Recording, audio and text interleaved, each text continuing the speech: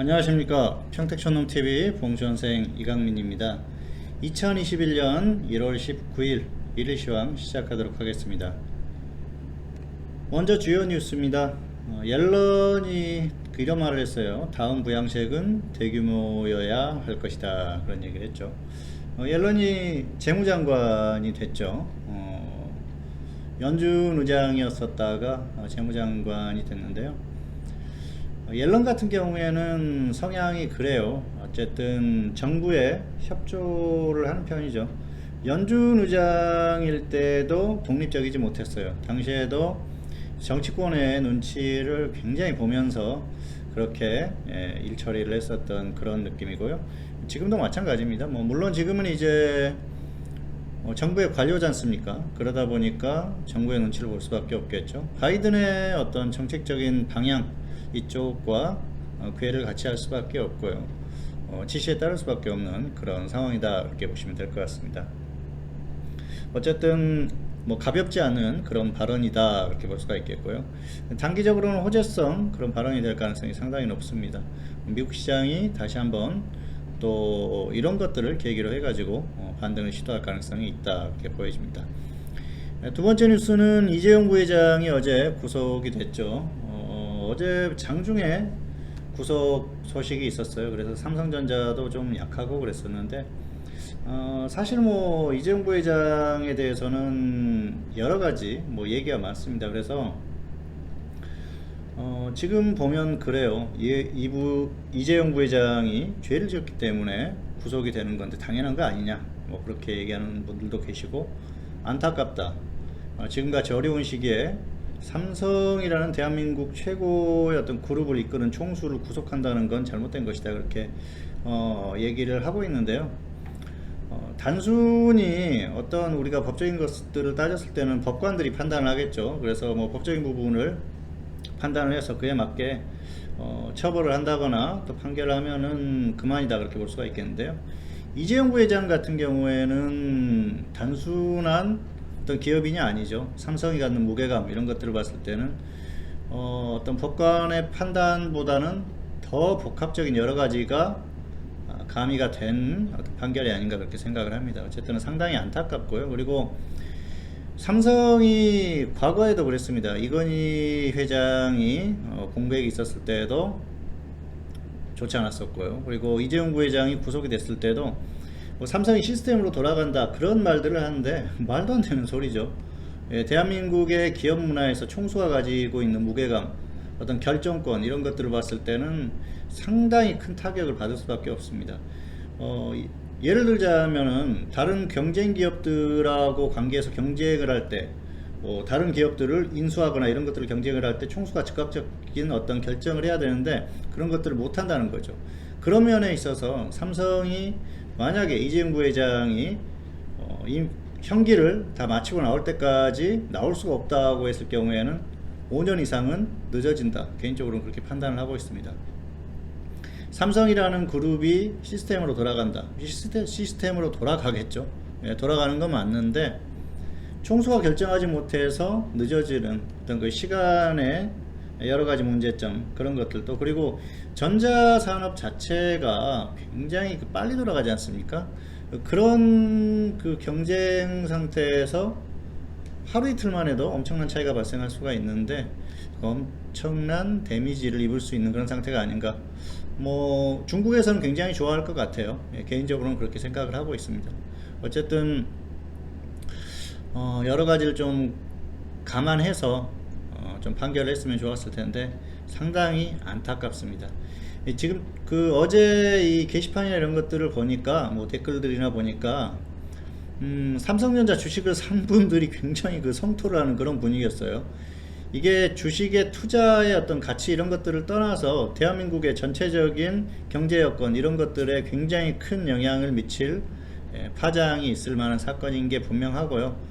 지금 이재용 부회장이 현 정부 들어서 박근혜 전 대통령에 대한 뇌물죄로 인해서 두 번째 지금 구속이 된 거 아닙니까? 그래서 결국은 2년 6개월 형기를 마쳐야 될 만한 그런 분위기가 조성이 되고 있는데 상당히 좀 아쉬워요.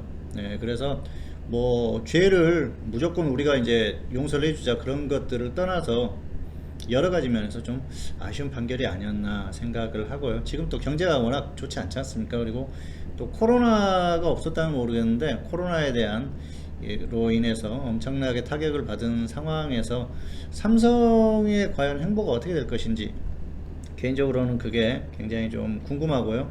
뭐 물론 그렇다고 해서 주식시장이 갑자기 폭락하거나 그러지는 않겠지만은 장기적으로 봤을 때는 경제 여건이나 주식시장이나 이게 또 뭐 아무 영향이 없다 그렇게 보기에는 좀 너무 큰 사건이 아니었나 생각을 합니다.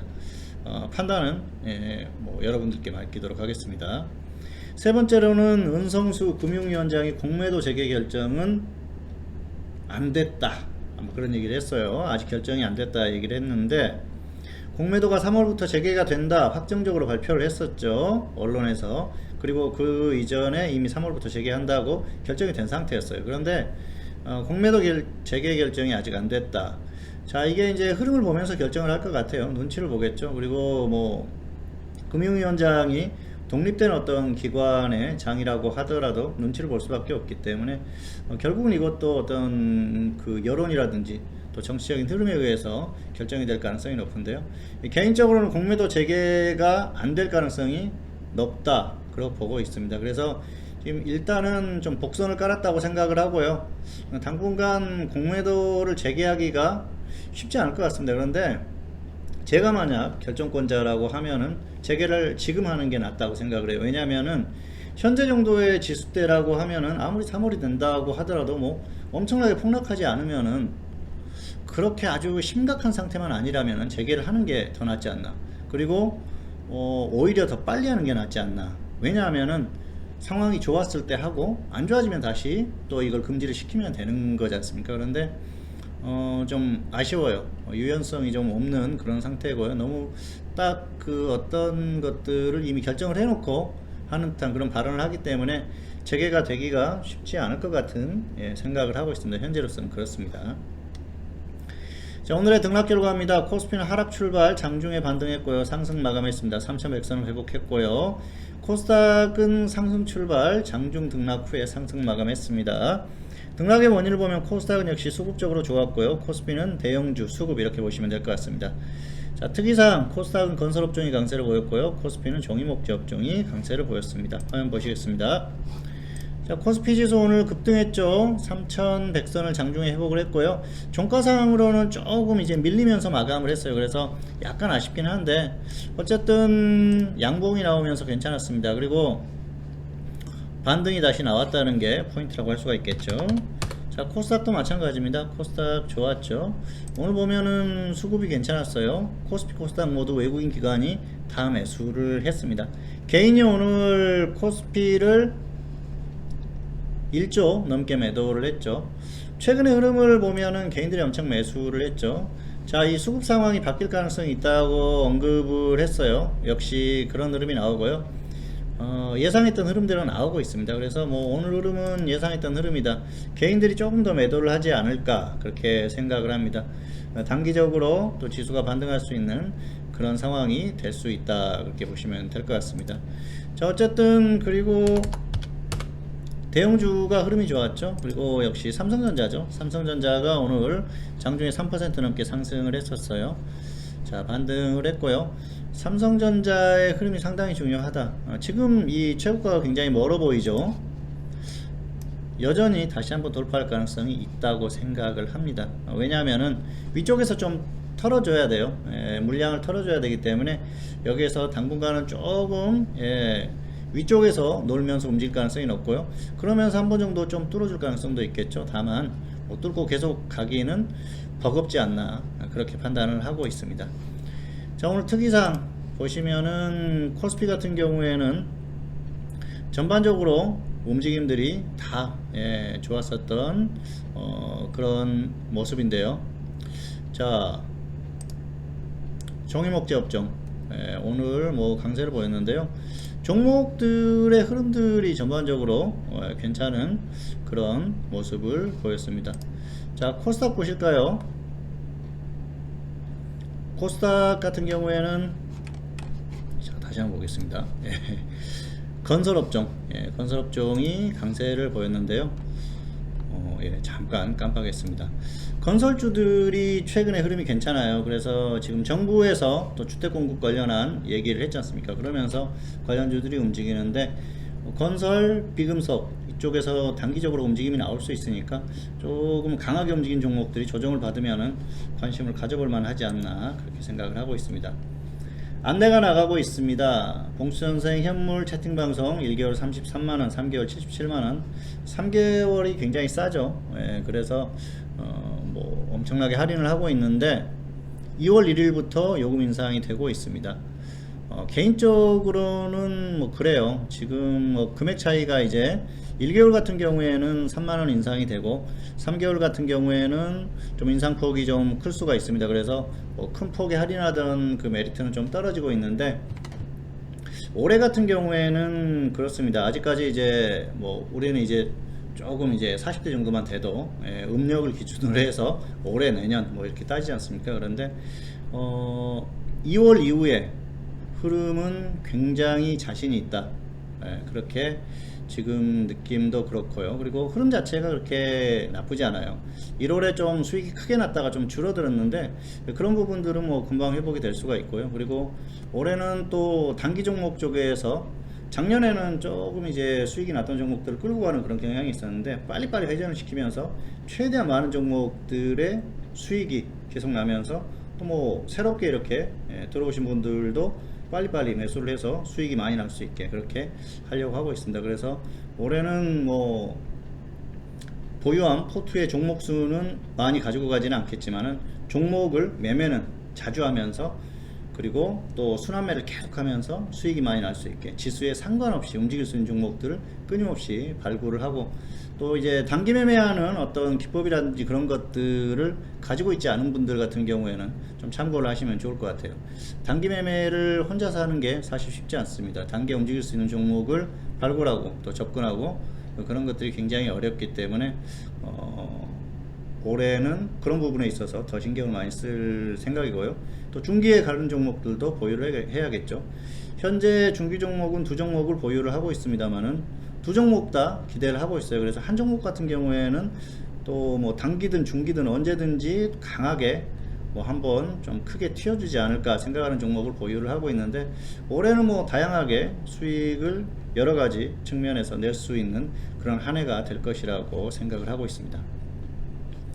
자, 업종 종목 분석 주간 리포트 이거 일요일에 매주 게시가 되고 있습니다. 그래서 모든 업종에서 업종에 대한 분석 그리고 거기에서 한 종목씩 골라서 게시를 해주기 때문에 종목을 발굴하고 그러는데 굉장히 크게 도움이 될 것으로 보고 있고요. 그리고 주식시장을 공부하는 데도 도움이 되니까 꼭 좀 활용을 하시기를 바라겠습니다. 오늘의 관심 종목 현대차 아바코입니다. 현대차는 보유자는 홀딩을 매도, 미보유자는 조정 시에 단기 접근, 미래차 기대감 등이 있죠. 아바코 같은 경우에는 보유자는 홀딩 후에 매도, 미보유자는 조정 시에 접근하자. 둘 다 똑같죠. 2차 전지 기대감이 있는데요. 자, 보시겠습니다. 현대차 같은 경우에는 그래요. 최근에 흐름이 괜찮아요. 제가 이 종목을 왜 홀딩 후에 매도하자 그랬을까요? 이 종목은 단기적으로 급등이 나왔어요. 이미 급등이 나왔고 뭐 뉴스가 나왔었죠. 그러면서 이제 한 번 정도 이게 단기 흐름이 나오다 보니까 개별주 차원에서 보시면 돼요. 다시 한번 눌림목에서 반등이 나오고 있는 흐름으로 볼 수가 있는데요. 단기적으로 좋은 게 뭐냐면은 삼성의 악재가 터졌지 않습니까? 그러면은 기관이나 외국인들이나 아니면은 뭐 어떤 그 큰 손들이라든지 이쪽에서 단기적으로 우량주 쪽에서 접근할 만한 게 뭐가 있을까? 전기전자, 삼성전자를 대체할 만한 게 뭐가 있을까 찾았을 때 운송장비 쪽이 나올 수가 있다는 것이죠. 거기에 이슈도 있고 그렇기 때문에 단기적으로는 조금 더 반등할 것 같아요. 여기 고점 넘어갈 가능성이 높으니까 좀 더 홀딩 하셨다가 위쪽에서 매도하시고 또 조정받으면 다시 접근하셔도 될 것 같습니다. 그리고 뭐 단기에 조정을 받는다면 없는 분들은 매수를 하셔도 단기적으로는 괜찮지 않을까 생각을 하고 있습니다. 자, 두 번째 종목은 아바코입니다. 이 종목 2차전지 이슈로 움직이고 있는데요. 차트 보면은 단기적으로 당분간은 조금 더 가줄 그럴 차트예요. 그래서 가면은 좀 끌고 가셔가지고 뭐 최대한 위에서 매도를 하시는 게 좋을 것 같습니다. 2만원 위쪽에서 매도가 가능할 것 같고요. 조정받아주면은 단기적으로는 아주 좋은 기회가 될 거예요. 그래서 조정받으면은 아래쪽에서 한번 접근을 해보시고 가면은 보유하신 분들은 위에서 매도하자, 이 정도로 정리를 하도록 하겠습니다. 자, 매매 결과입니다. 단기 개별주 공략, 종목수 줄이고 대응. 자, 오늘은 결과가 그렇게 좋지가 않았어요. 초반에 오늘 코스피 같은 경우에는 초반부터 흐름이 괜찮았었죠. 근데 초반에 약간 약했고요. 코스닥 보실까요? 코스닥은 초반에 마이너스권으로 빠졌었죠. 그런데 문제는 뭐냐면은 종목들의 흐름이 그렇게 좋지가 않았어요. 일부의 강한 종목들은 강했는데 종목이 전반적으로 흐름 자체가 그렇게 좋지 않다 보니까 좀 조정을 받으면서 짧게 손절하는 종목이 나왔어요. 그래서 조금 아쉬운 그런 하루였는데 어쨌든 뭐 신규로 또 추천한 종목, 단기 기대하는 종목도 하나 또 덕분에 또 매수가 되기도 했고요. 단기적으로 좀 수익이 줄어들면서 지금 최근에 제가 좀 스트레스를 받고 있는데 그로 인해서 조금 더 집중을 하려고 하고 있고 집중을 하는 계기가 되고 있습니다. 그래서 사실 뭐 하루 종일 이 HTS를 계속 들여다보고 있습니다. 거의 뭐 6시간 정도 풀로 들여다보고 있는데 어쨌든 결과는 괜찮을 걸로 보고 있습니다. 뭐 1월도 그렇고요. 앞으로 2월 이후에 확실하게 더 좋아지지 않을까 그렇게 생각을 하고 있기 때문에 어쨌든 뭐 참고하셔도 될 것 같습니다. 자, 지수 전망입니다. 단기 추가 반등 예상하고 있고요. 아직까지는 고점 재갱신 가능성이 있다 보고 있습니다. 파생은 장중 단타 위주로 대응하시고요. 상방이 단기 유리하다 말씀드리겠습니다. 그리고 현물은 개별주 단기 매매, 바이오 쪽 단기 공략 해보자. 그리고 하나 더 꼽는다면은 최근에 움직임이 좋았었던 그런 종목들을 더 주목하자 말씀드리겠습니다. 자, 지수 보겠습니다. 코스피 같은 경우에 다시 반등이 나오고 있죠. 제가 일요일 무료 방송에서 뭐라고 말씀드렸습니까? 지수는 조금 더 빠질 수 있는데 다시 한번 반등할 가능성이 높다, 그렇게 말씀을 드렸어요. 결국은 반등이 나오고 있고요. 파생 같은 경우에는 그랬지 않습니까? 자, 아래쪽에서 자, 이걸 한번 지워 보겠습니다. 파생은 지수가 밀린다면은 3000선 근처라고 하면은 상방 공략을 한번 해보자 말씀드렸어요. 그래서 어제도 기회가 한번 왔었고요. 어제도 뭐 초반에 빠졌다가 반등 나왔지 않습니까? 그리고 마지막에 이제 마감할 때 3000선 근처까지 빠졌지 않습니까? 그래서 기회가 왔고요. 오늘 같은 경우에도 초반에 기회가 왔죠. 결국은 이렇게 밀렸을 때 한번 보자고 그랬는데 선물적으로 보면은 밀렸을 때 접근을 하셨다고 하면은 일교차가 상당히 크죠. 오늘 같은 경우에도 410에서부터 420까지 올라갔지 않습니까? 그래서 뭐 10포인트 넘게 반등이 나왔는데 최근의 흐름이 이렇게 극단적이다 보니까 확실하게 이렇게 밀렸을 때 접근을 하시면은 단기적으로 좀 기회가 되지 않을까. 현재 예상으로는 조금 더 반등이 나올 가능성이 상당히 높습니다. 어쨌든 뭐 정고점을 뚫어줄지 안 뚫어줄지는 봐야겠지만은 일단은 흐름상으로는 뚫어줄 가능성이 아직까지는 있다 그렇게 보고 있어요. 그래서 조금 더 반등이 나올 것 같으니까 뭐 단타 매매 하시는 분들은 반등이 또 강하게 나오면은 하방 공략 해 보시고요. 그리고 밀렸을 때는 상방 공략을 아직까지는 가능하다.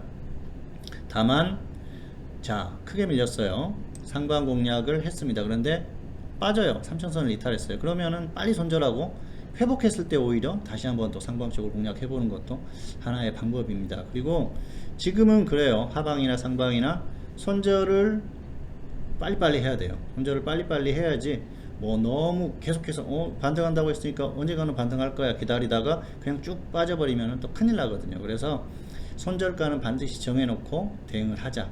뭐 물론 지금 지수대가 높아졌기 때문에 이전처럼 아주 타이트하게 이렇게 손절을 잡기보다는 약간 그때보다는 여유있게 잡는 게 좋습니다만은 손절가는 반드시 정해서 지키자는 말씀을 드리겠습니다. 어쨌든 아직까지는 시장이 무너지지 않고 있고요. 특히 미국 시장 같은 경우에는 앞에서도 언급을 했지만은 여기서 그냥 빠질 흐름은 아니다. 아직까지는 그렇게 봤을 때는 한국도 좀 버틸 가능성이 높으니까 역시 그런 부분을 참고하시면서 대응하시면 좋을 것 같습니다. 네, 오늘 방송이 너무 길어졌는데요. 여기서 마치도록 하겠습니다. 평택촌놈 TV는 유튜브에 다양한 동영상이 있습니다. 잘 활용하시기 바라겠고요.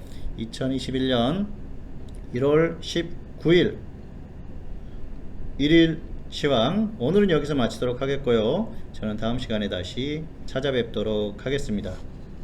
감사합니다.